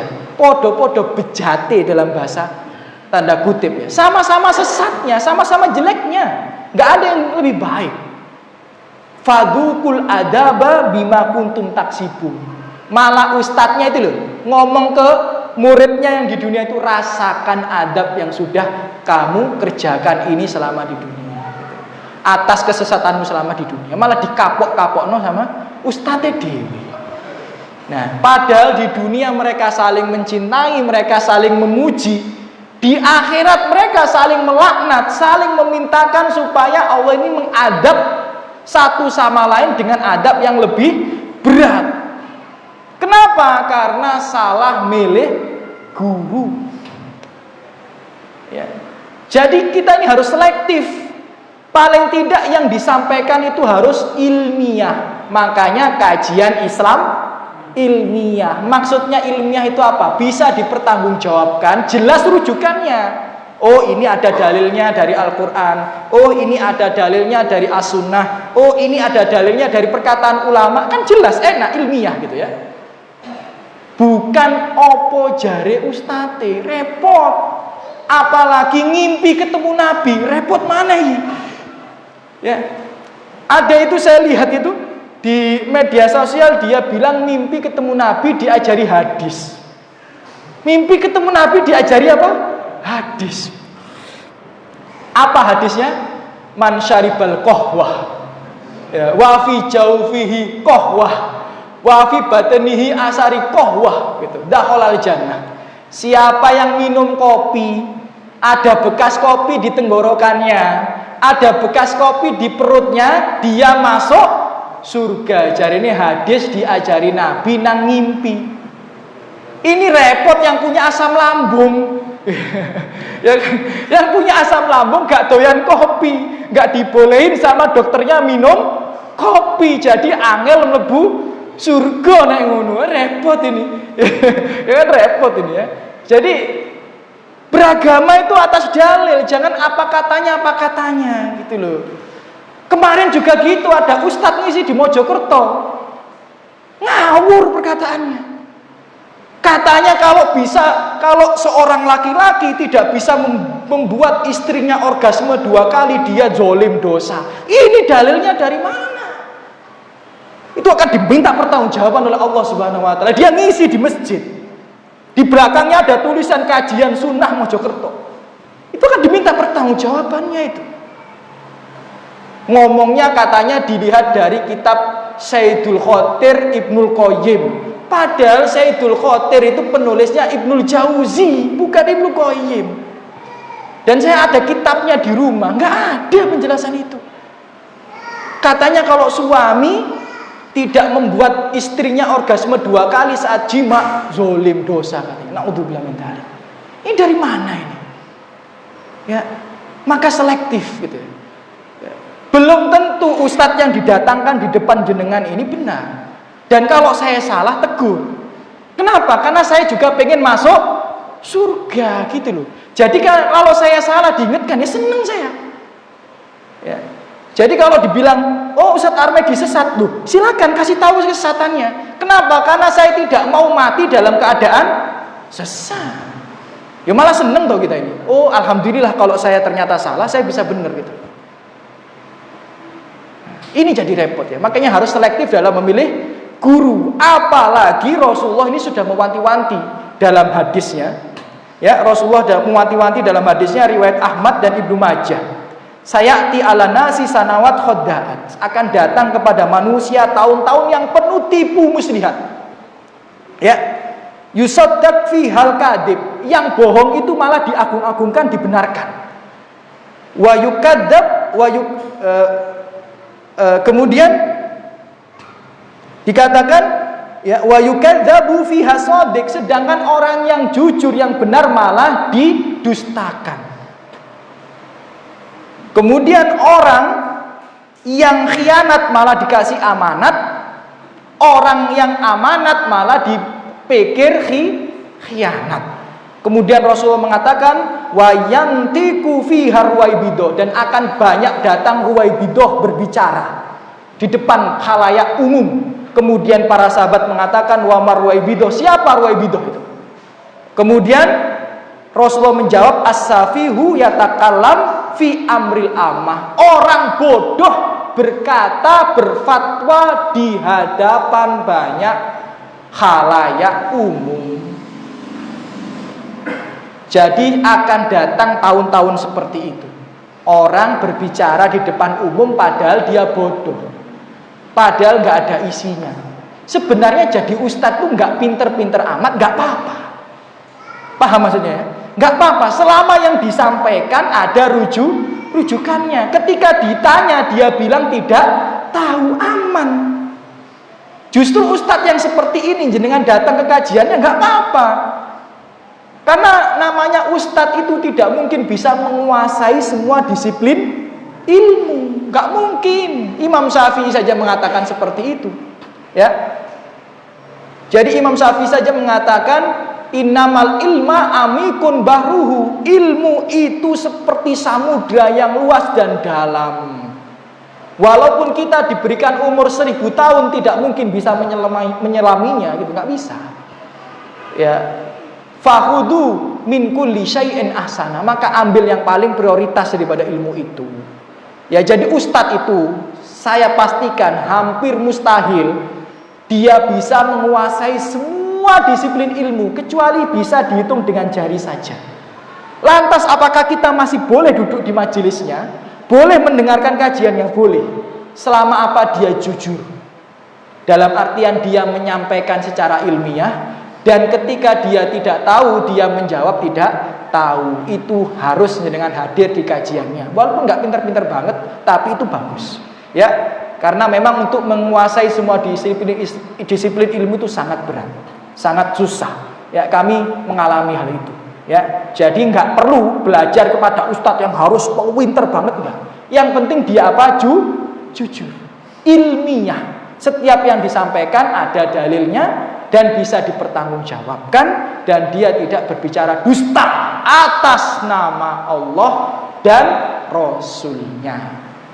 Aku qouli hada, mungkin itu kalau ada salah kata ya saya mohon maaf, itu mungkin kekurangan saya pribadi, lebihnya dari taufik Allah Subhanahu wa taala. Jadi memang surga yang mereka dapat, surga yang mereka dambakan, neraka yang mereka dapatkan itu memang ada, dan itu ada sebagaimana firman-firman Allah di dalam Al-Qur'an.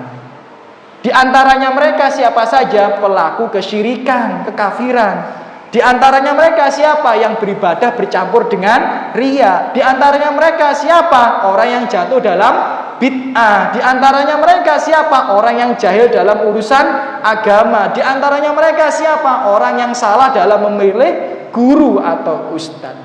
Semoga bisa menjadi tambahan wawasan kita, menjadikan kita hamba yang lebih bertakwa kepada Allah Subhanahu wa taala. Amin ya rabbal alamin. Ada pertanyaan, Bapak Ibu? Silakan, Mas. Mengenai golongan nomor 3 buku kita itu, sebelum sampai nanti di akhirat, di alam kubur bisa menjawab pertanyaan itu.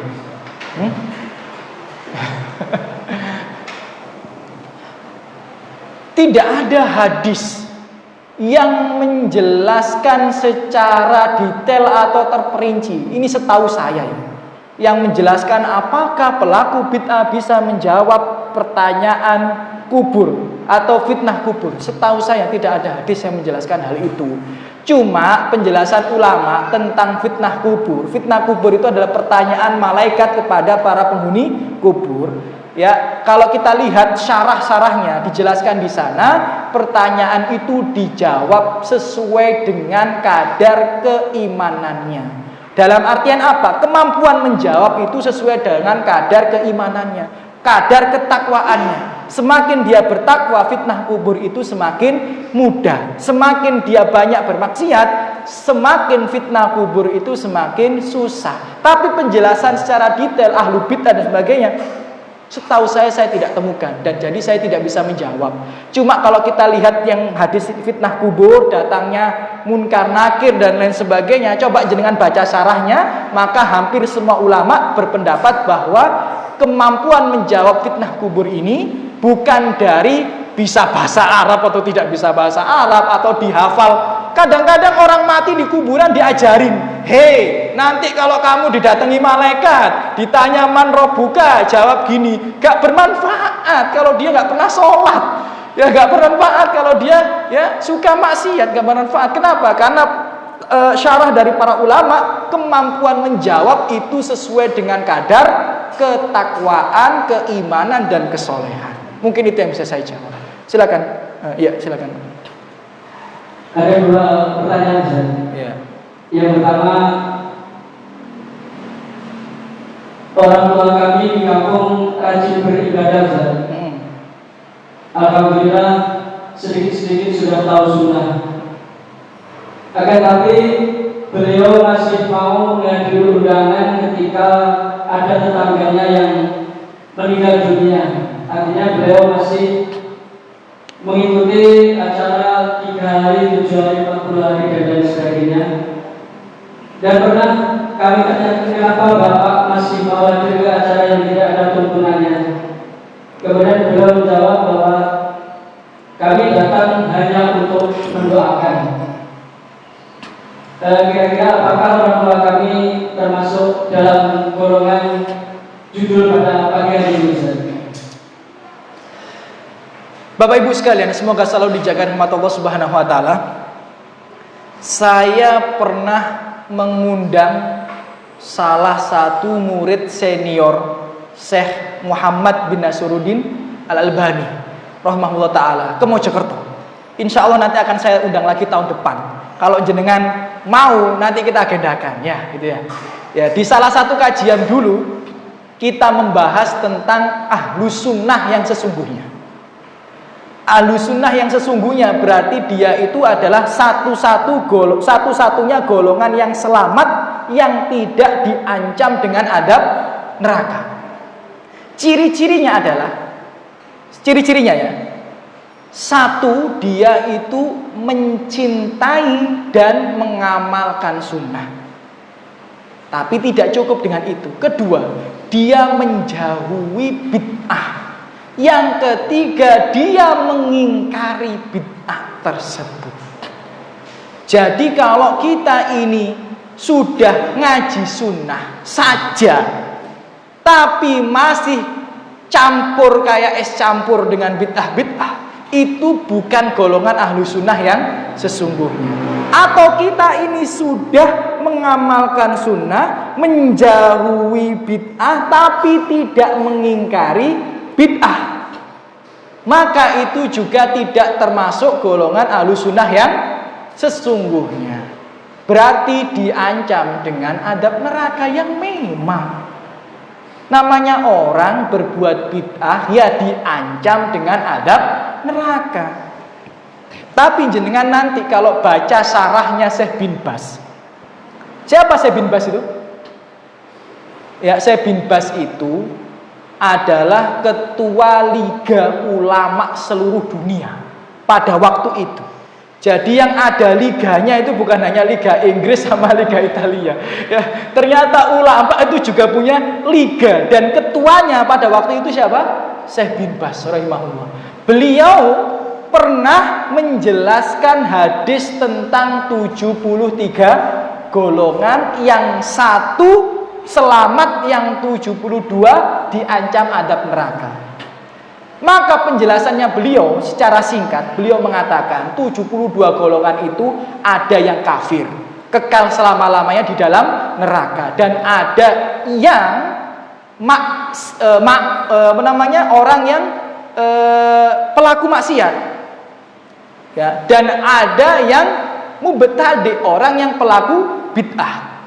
Orang yang pelaku kekafiran ya kekal selama-lamanya di dalam neraka. Orang yang pelaku maksiat dan orang yang pelaku bid'ah, ini kata beliau loh ya, bukan kata saya ya. Kata beliau itu mereka diancam dengan neraka, tapi tahta masyiatillah. Tahta masyiatillah itu apa? Sesuai dengan kehendak Allah, hak prerogatif Allah. Hukumnya sama dengan pelaku dosa besar. Pelaku dosa besar itu apakah sudah pasti dia masuk neraka? Jawabannya, mereka diancam dengan neraka, tapi masuk tidaknya di neraka itu tahta masyiatillah, sesuai dengan kehendak Allah. Jadi kalau ada orang masih mengamalkan bid'ah, apakah mereka diancam dengan neraka? Iya. Tapi apakah nanti mereka di neraka atau tidak? Kan mereka bukan orang kafir. Jadi itu hak prerogatif Allah. Kalau Allah berkehendak diampuni, diampuni. Kalau tidak, ya tidak. Maka daripada kita punya peluang 50-50 yang seperti itu, ngapain? Ya kita punya peluang 50-50. Kalau diampuni alhamdulillah, kalau enggak ya diadab di neraka. Ya nggak mungkin kita punya logika yang seperti itu kan? Ya kita tinggalkan gitu. Lah urusan orang lain kan hidayah itu di tangan Allah. Tugas kita itu wa ma alaina ilal balagh. Tidaklah kewajiban kita kecuali hanya menyampaikan. Jangankan kita, Nabi Ibrahim saja tidak mampu merubah atau membuat hidayah masuk di dalam hati orang tuanya, apalagi kita. Ya, sampaikan. Kemudian jika mereka mati tidak di dalam kesyirikan, maka masih bisa didoakan. Itu satu ya. Pertanyaan yang lainnya? Gitu. Yang kedua terkait bab wali nikah. Iya. Tadi dikatakan bahwa wali nikah itu kalau tidak sholat pernikahannya tidak sah. Menurut Sebagian besar ulama. Jadi ingat ya, ini ulama berbeda pendapat. Menurut madhab Maliki sah. Tapi menurut madhab Syafi'i, Hambali dan banyak ulama yang lainnya tidak sah. Biar saya tidak memvonis dengan satu pendapat, saya cuma menyampaikan pendapat saja. Silakan. Kemudian kami ini juga ragu-ragu apakah wali dulu yang menikahkan kami itu sholat atau tidak. Loh, lah walinya siapa? Maksudnya sering meninggalkan sholat atau rajin sholat gitu. Loh, kan dia walinya bapaknya sendiri, masa nggak tahu bapaknya sholat apa tidak? Gimana maksudnya ini? Kecuali walinya kan bapaknya sendiri. Kok nggak tahu? Mungkin orang ini berantem. Loh, berarti nggak pernah telepon-teleponan sama bapaknya, nggak tahu bapaknya sholat atau tidak, itu gimana maksudnya? Ya intinya kalau bapaknya tidak sholat, saran para ulama tajdidun nikah pengesahan nikah ulang. Ini pertanyaannya ada dua. Loh. Solusinya nikah ulang atau nikah lagi? Loh, ya nikah lagi dengan pasangan yang sama, gitu. ya nikah lagi dengan pasangan yang sama, apalagi kalau punya anak laki gampang, tinggal salaman sama anak laki-lakinya sendiri. Aku nikahkan ibuku Fatimah binti Bejo, ya dengan engkau wahai bapakku, ya Zaid bin Marwan, ya dengan mas kawin rujak cingur 1 porsi, ya, dibayar tunai, sah ya sah, cukup, ya kan? Yang penting kan sah, ya gitu, ya. Jadi gitu aja. Saran saya pribadi seperti itu, dan ini fatwa Lajnah Daimah kalau nggak salah, ya seperti itu. Ya nikah ulang saja, kan gampang nikah. Yang susah itu justru kalau nikah lagi itu susah gitu. Habis semua nanti mobil, rumah, sampean, barang itu. Ya itu kalau nikah lagi gitu ya. Tapi kalau nikah sama yang lama ya gampang, tinggal salaman sendiri sama anaknya gitu. Atau salaman lagi sama bapaknya. Ya, kalau bapaknya masih hidup, atau sama saudara laki-lakinya, atau sama pamannya. Dan urutan wali nikah itu harus berurutan, ayah ke atas, anak ke bawah, saudara ke samping, ya, kemudian paman dari pihak ayah. Itu. Ada lagi pertanyaan? Silakan Mas.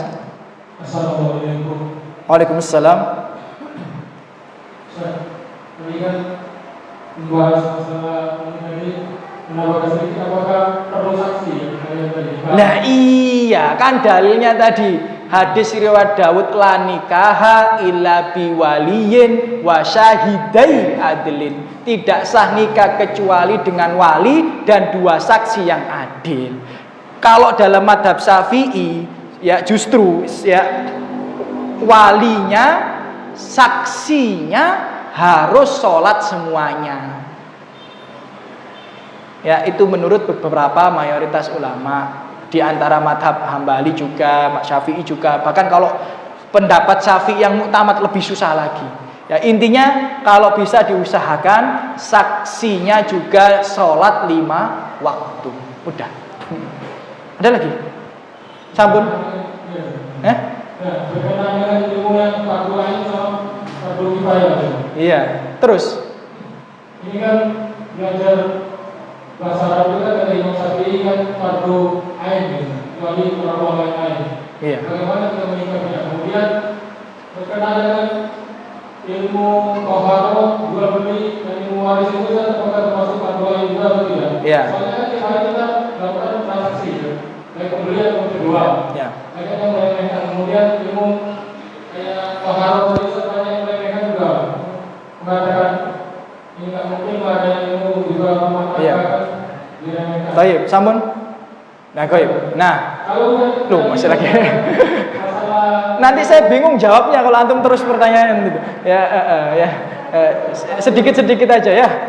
Jadi pertanyaannya kalau bahasa Arab, ya ada sebagian yang mengatakan bahasa Arab itu wajib.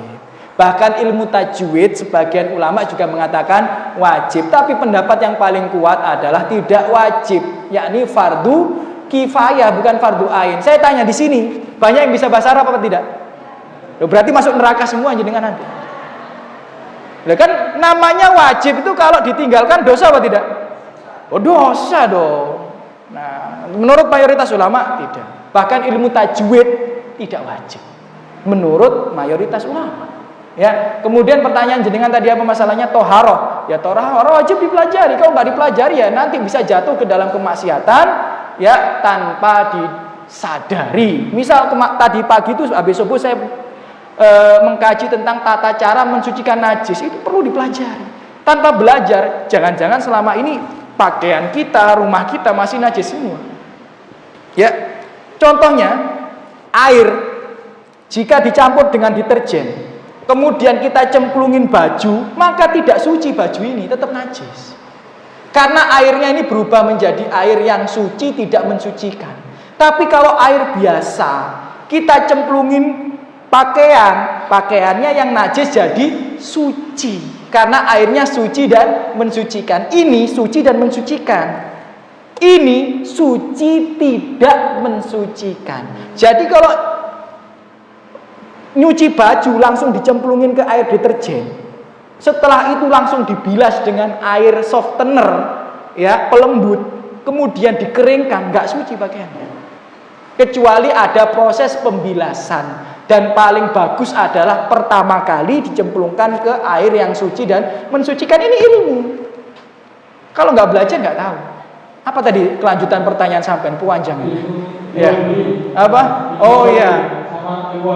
Ya, ilmu jual beli, ilmu waris. Jika antum adalah orang yang kesibukannya jual beli, berarti wajib belajar. Karena Umar itu ngusir orang di pasar yang tidak tahu perkara ilmu jual beli dan muamalah. Wajib. Ilmu waris tidak wajib. Jangan belajar nanti khawatir saya tambah sesat. Loh, mohon maaf ya, tanpa bermaksud merendahkan ya. Karena ilmu waris itu ustadznya kadang keliru. Ustadznya itu kadang keliru ngitung, apalagi jamaahnya. Kan gitu kan ya. Jadi mending fas'alu ahla dzikri in kuntum la ta'lamun. Makanya kaidahnya kan gampang. Kalau tidak tahu tinggal tanya gitu. Ustadz antum yang wajib belajar. Nanti kalau antum belajar, antum belum harus belajar bahasa Arab. Kemudian antum harus belajar KPK, FPB, hitung-hitungan gitu. Makanya banyak ustadz yang kalau dari kecil mondok gak belajar matematika, kadang keliru ngitung warisnya. Ya, beneran ini karena terjadi beberapa kejadian seperti itu. Sebenarnya dia paham, tapi karena matematikanya kurang bagus, ya, akhirnya keliru ngitungnya. Ya, jadi kalau ilmu waris, ya mending jenengan tanya, itu lebih instan. Ya, daripada jenengan belajar 1 bulan belum tentu paham, ya mending tanya saja ke ustadznya, gitu ya. Ustadz itu nggak mungkin narif, ya ustadz nggak mungkin mau tanya saya bayar 500.000, nggak mungkin dia tanya seperti itu, ya nggak mungkin seperti itu ya. Kalau antum kasih duit alhamdulillah, antum kasih buah juga alhamdulillah, nggak antum kasih juga nggak apa-apa, insyaallah ya, gitu. Ada yang lain yang tanya mungkin? Ada? Ya silakan mas. Okay. Iya. Masalah cuci baju ya. Masalah cuci baju. Iya. Itu baju dimasukkan dikasih air suci atau air suci dimasukin baju. Sama aja. Iya. Itu hanya apa? Yang saya katakan yang tadi poin 1 saja. Syirik.